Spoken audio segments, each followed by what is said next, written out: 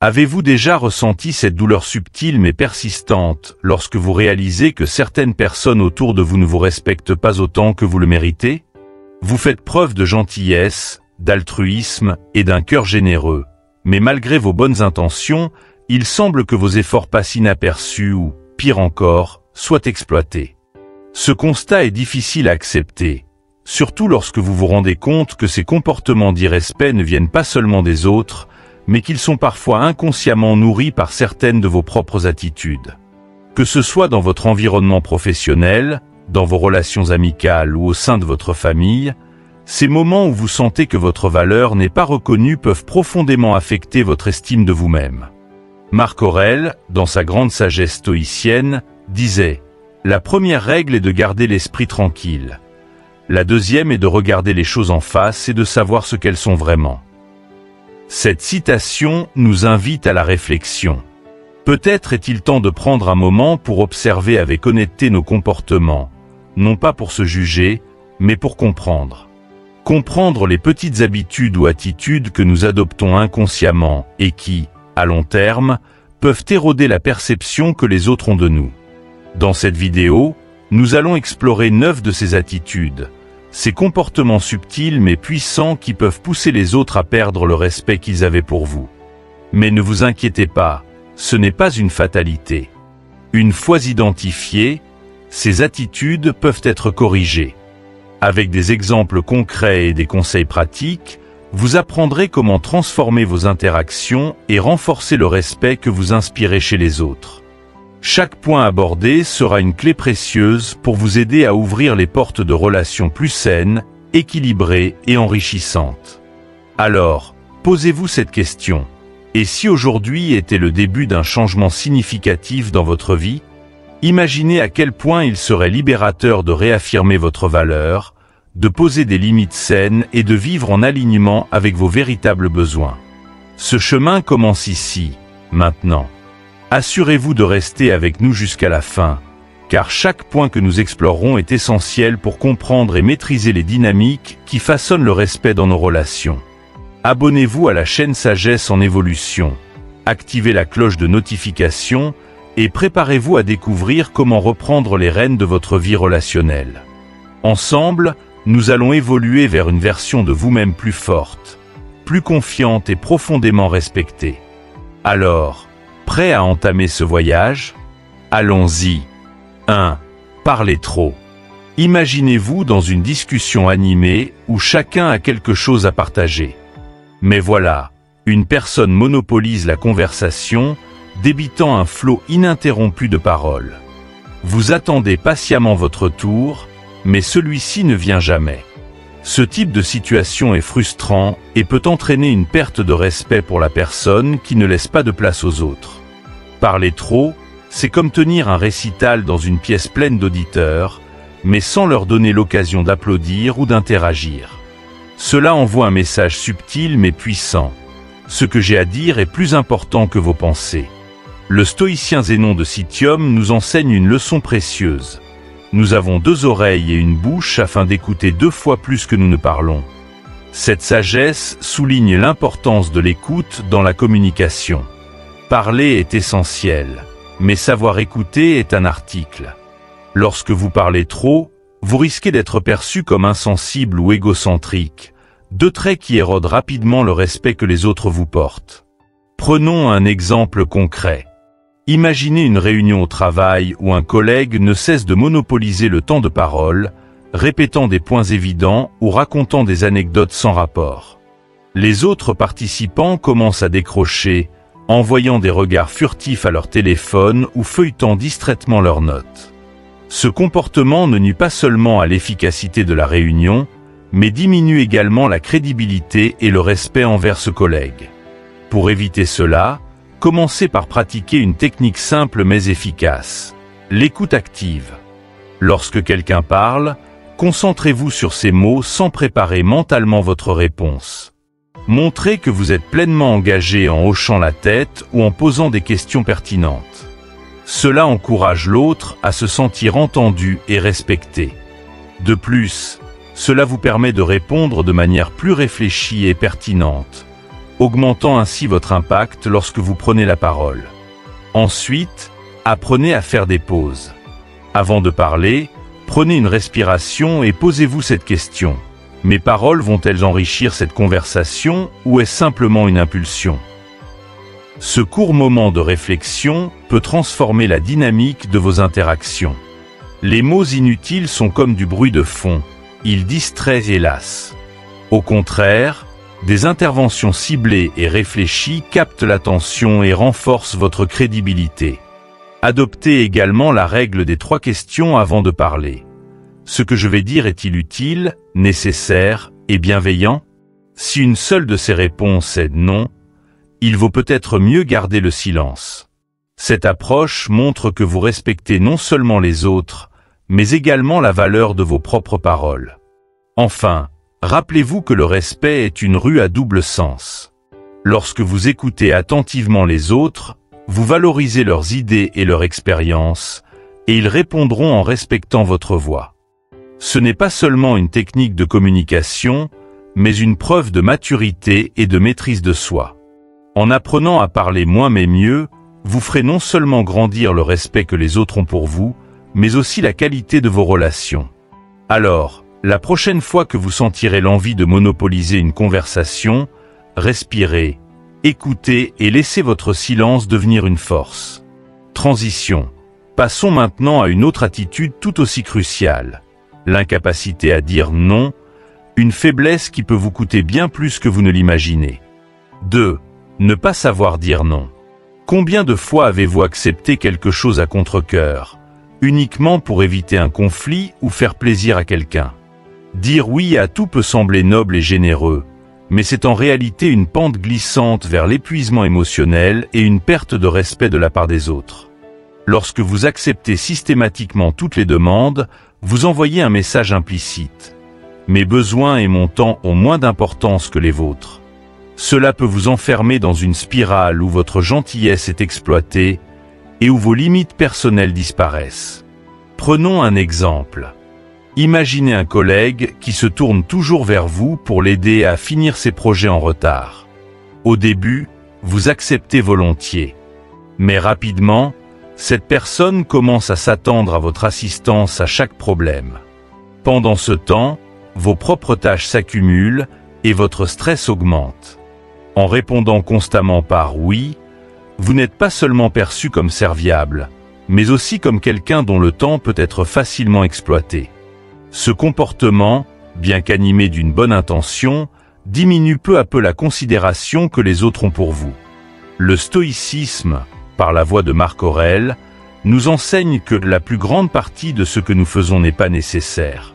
Cette phrase est une invitation à prioriser ce qui compte vraiment dans votre vie et à reconnaître que dire non n'est pas un acte égoïste, mais un acte de sagesse. Dire non, c'est établir des frontières saines qui protègent votre bien-être mental et physique, tout en rappelant aux autres que votre temps et vos efforts ont de la valeur. Mais comment dire non sans compromettre vos relations? Cela commence par la clarté et la bienveillance. Par exemple, au lieu de répondre immédiatement à une demande, prenez une pause. Dites « Je vais y réfléchir et te donner une réponse rapidement ». Cela vous donne le temps d'évaluer si la demande est en accord avec vos priorités et vos capacités. Si vous décidez de refuser, faites-le avec respect et fermeté. Merci de penser à moi pour cela, mais je ne peux pas m'engager en ce moment. Ce type de réponse montre que vous respectez l'autre personne tout en restant fidèle à vos propres limites. Apprenez également à différencier les demandes urgentes des demandes importantes. Tout ce qui semble urgent pour quelqu'un d'autre n'est pas nécessairement important pour vous.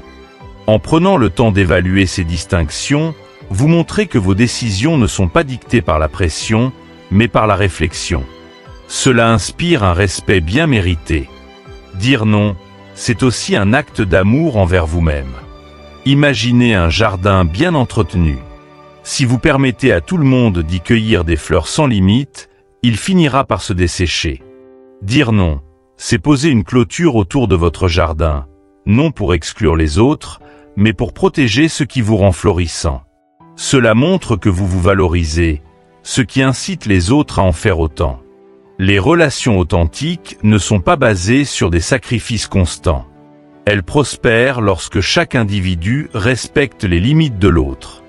Dire non, c'est établir une fondation solide pour des interactions équilibrées, où vos besoins sont aussi importants que ceux des autres. Et lorsque vous apprenez à dire non, vous gagnez non seulement en respect des autres, mais aussi en estime de vous-même. Dire non est une compétence qui demande de la pratique, mais qui peut transformer la façon dont les autres vous perçoivent. Passons maintenant à une autre habitude nuisible.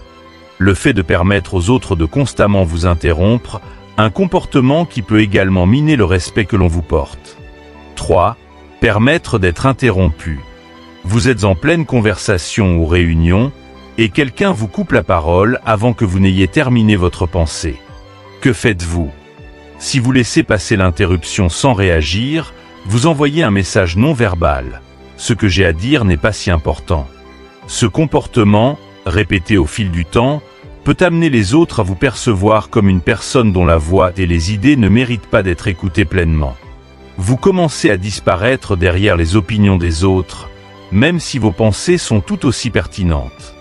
Permettre d'être constamment interrompu est une manière subtile mais puissante de miner votre propre autorité.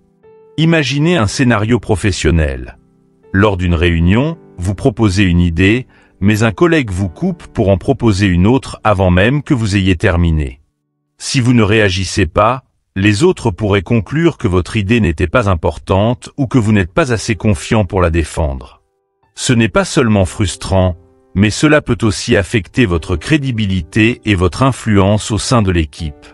Les stoïciens, comme Marc Aurèle, nous rappellent que la qualité de nos interactions dépend largement de la façon dont nous nous positionnons nous-mêmes. Respectez-vous d'abord, et les autres suivront. En d'autres termes, si vous ne valorisez pas vos propres contributions, il est difficile d'attendre que les autres le fassent. Alors, comment reprendre le contrôle dans ces situations sans créer de conflits inutiles? La clé est de répondre avec calme et assurance. Si quelqu'un vous interrompt, prenez une courte pause pour reprendre la parole avec une phrase simple mais ferme. « Excusez-moi, je n'ai pas encore terminé. » Ce petit geste montre que vous valorisez vos idées et que vous attendez des autres qu'ils en fassent de même. Cela instaure immédiatement un climat de respect. Il est également essentiel d'adopter un langage corporel confiant. Maintenez un contact visuel, gardez une posture droite et parlez avec une voix posée. Ces signaux non-verbaux renforcent le message que vous méritez d'être écouté. Les interruptions ne doivent pas être vues comme une confrontation, mais comme une opportunité de réaffirmer votre présence et votre valeur dans la discussion. Un autre exemple courant peut se produire dans des discussions amicales ou familiales. Imaginez que, lors d'un dîner, quelqu'un vous interrompt constamment. Si vous ne dites rien, cela peut devenir un modèle répétitif. Vous pourriez gentiment mais fermement dire « J'aimerais juste terminer mon point avant de te laisser répondre ». Cette phrase montre que vous respectez les règles d'une communication équilibrée, tout en invitant l'autre personne à faire de même. Apprendre à ne pas laisser passer les interruptions ne consiste pas à dominer les conversations, mais à établir un équilibre. Vous n'avez pas besoin de crier ou de vous imposer de manière agressive. Un rappel calme mais direct suffit souvent à faire comprendre aux autres que votre voix compte. Les recherches montrent également que ceux qui prennent l'habitude de défendre leurs idées avec assurance sont perçus comme plus confiants et compétents. Cela ne signifie pas parler plus fort ou plus longtemps, mais simplement insister pour que vos idées soient entendues dans leur intégralité. En cultivant cette pratique, vous gagnez en respect non seulement dans vos interactions professionnelles, mais aussi dans vos relations personnelles. Vous apprenez à protéger votre espace d'expression sans compromettre le respect que vous avez pour les autres. Maintenant que vous savez comment affirmer votre voix et vos idées, passons à une autre habitude qui peut grandement affecter la façon dont les autres vous perçoivent. La négativité chronique. 4. Être trop gentil. La gentillesse est une vertu précieuse, mais elle peut se transformer en piège lorsque vous n'établissez pas de limites. Être trop gentil, c'est offrir sans compter, souvent au détriment de ses propres besoins. Cela commence par un acte innocent, dire oui à une demande, même si elle vous met en difficulté, ou accepter une tâche supplémentaire en espérant être apprécié. Mais à force, cela devient un comportement habituel, et au lieu de recevoir de la gratitude, vous vous retrouvez exploité ou pris pour acquis. Imaginez un collègue toujours prêt à couvrir les erreurs des autres ou à rester tard pour terminer des projets qui ne sont pas les siens. Ce collègue espère que ses efforts seront reconnus, mais il se retrouve constamment submergé de responsabilités supplémentaires. À la maison, il accepte de s'occuper des problèmes des autres, au point de négliger sa propre santé ou son bien-être. Ce scénario n'est pas rare, et il illustre comment une gentillesse excessive peut être perçue comme une faiblesse. Marc Aurèle, dans ses méditations, nous met en garde. Personne ne viendra te sauver, tu dois te sauver toi-même. Cela ne signifie pas devenir égoïste ou insensible, mais plutôt reconnaître que se respecter soi-même est une condition préalable pour être respecté par les autres. Être gentil ne doit pas signifier être manipulable. Il est essentiel d'apprendre à poser des limites. Cela peut sembler difficile au début, surtout si vous avez l'habitude de vouloir plaire à tout le monde. Mais dire non n'est pas un acte d'égoïsme, c'est un acte d'amour-propre. Refuser une demande qui va à l'encontre de vos valeurs ou de vos priorités personnelles montre que vous valorisez votre temps, votre énergie et vos engagements. Prenons un exemple concret. Imaginez que l'on vous demande de rester tard au travail, encore une fois. Si cela interfère avec vos engagements personnels, vous pourriez répondre calmement. Je comprends que ce projet est important, mais j'ai des obligations ce soir que je ne peux pas reporter. Je serai ravi de m'y consacrer pleinement demain matin. Ce genre de réponse montre que vous respectez votre propre temps sans être désagréable ou conflictuel. Les stoïciens croyaient en la modération, une vertu essentielle pour équilibrer gentillesse et fermeté. Être gentil tout en posant des limites claires n'affaiblit pas vos relations. Au contraire, cela renforce le respect mutuel. Les gens apprennent à ne pas abuser de votre générosité et à valoriser davantage votre temps et votre énergie. Une autre stratégie consiste à pratiquer l'assertivité. Cela signifie exprimer vos besoins et vos sentiments de manière claire et respectueuse.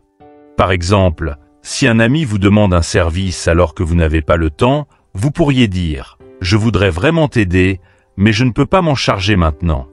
Vous n'avez pas besoin de vous excuser ou de trop expliquer. Soyez clair, et les gens respecteront votre position.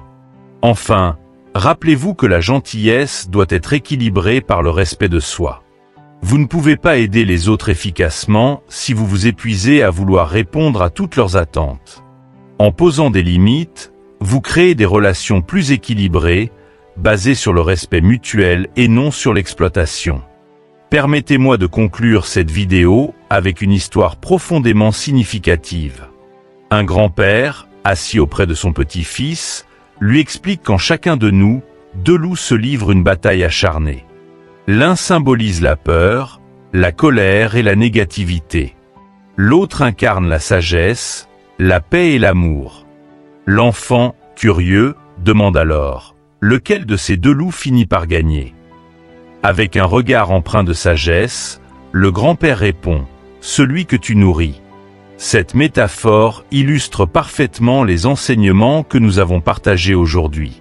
Chaque attitude que nous choisissons d'adopter ou de corriger influence la bataille intérieure qui se joue en nous.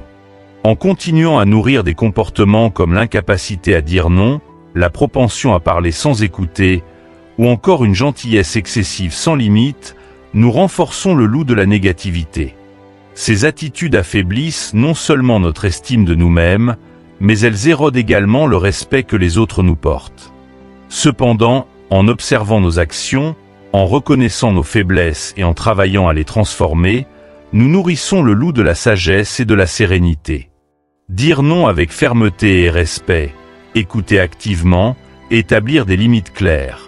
Autant d'outils pour nous affirmer et nous recentrer sur nos valeurs essentielles. Ces choix ne sont pas simplement des ajustements de comportement, mais des déclarations d'amour propre et de respect envers nous-mêmes. Imaginez chaque interaction de votre vie comme une opportunité.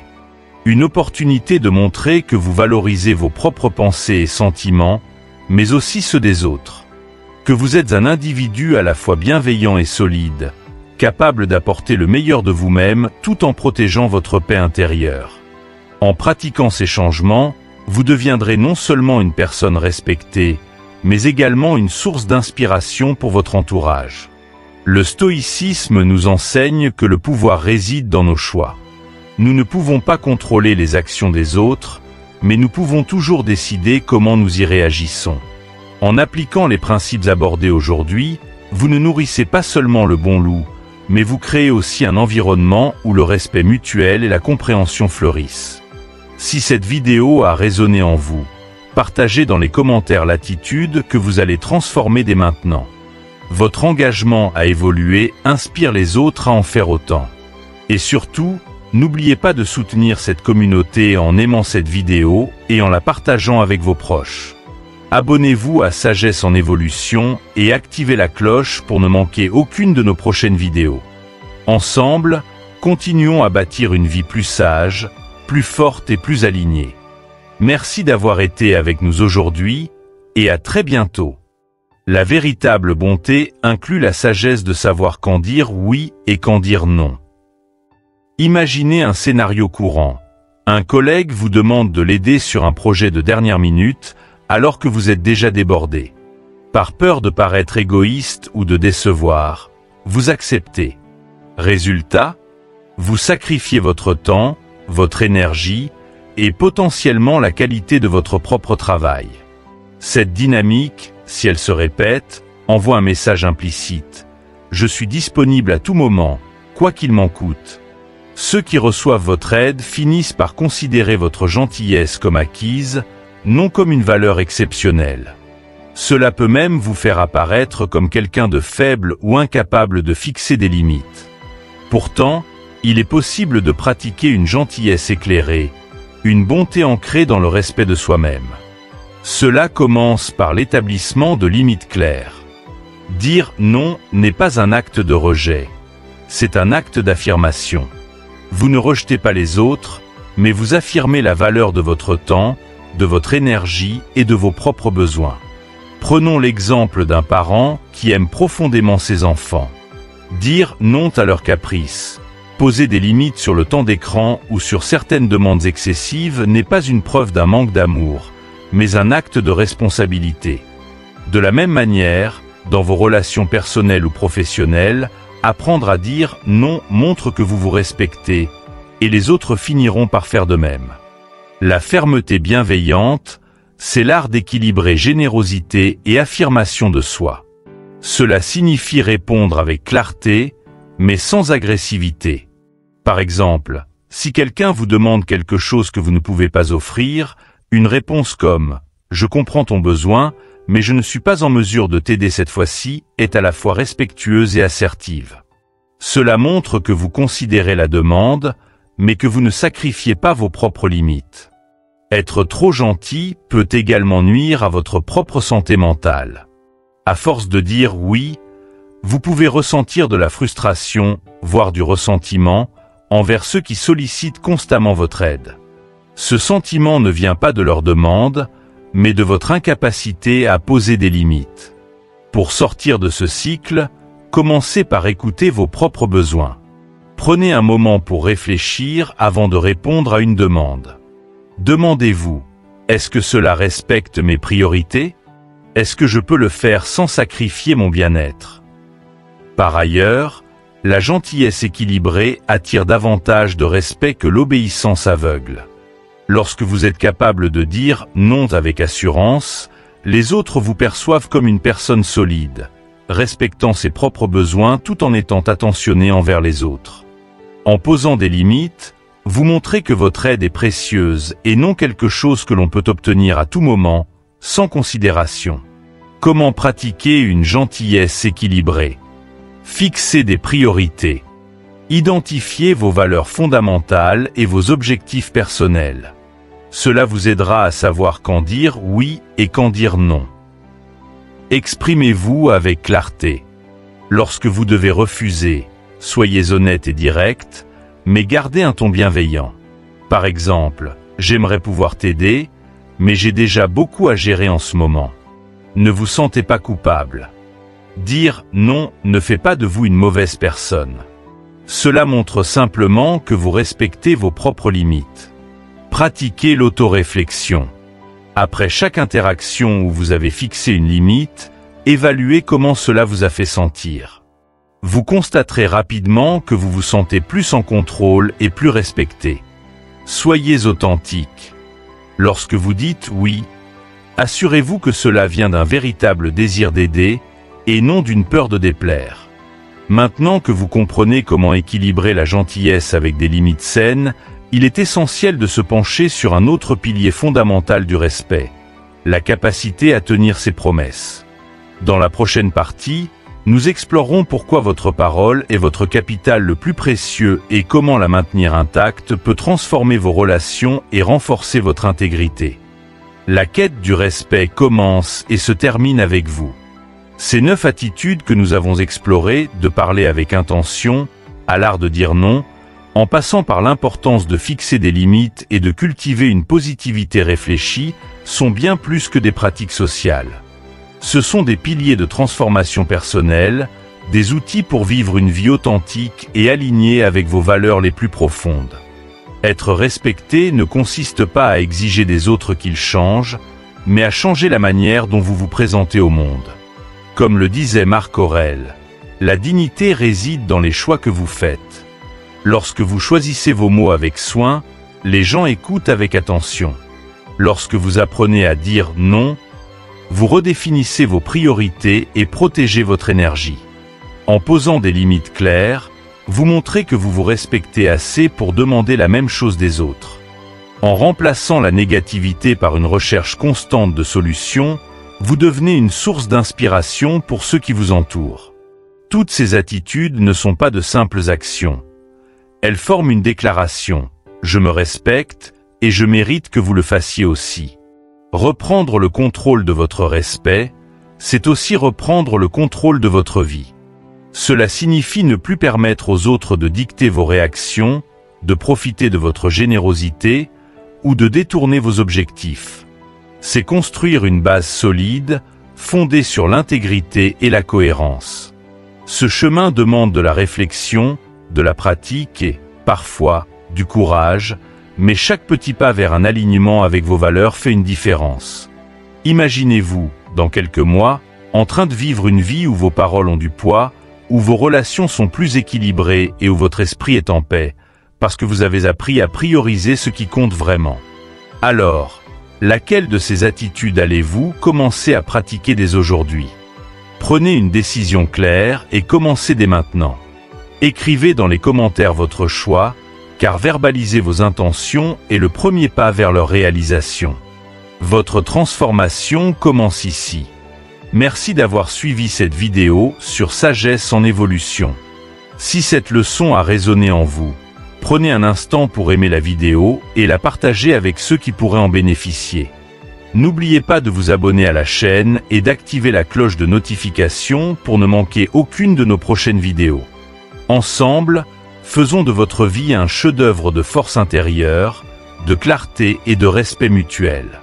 Restez alignés, restez forts et rappelez-vous, chaque choix que vous faites est une chance de vous rapprocher de la meilleure version de vous-même. À très bientôt.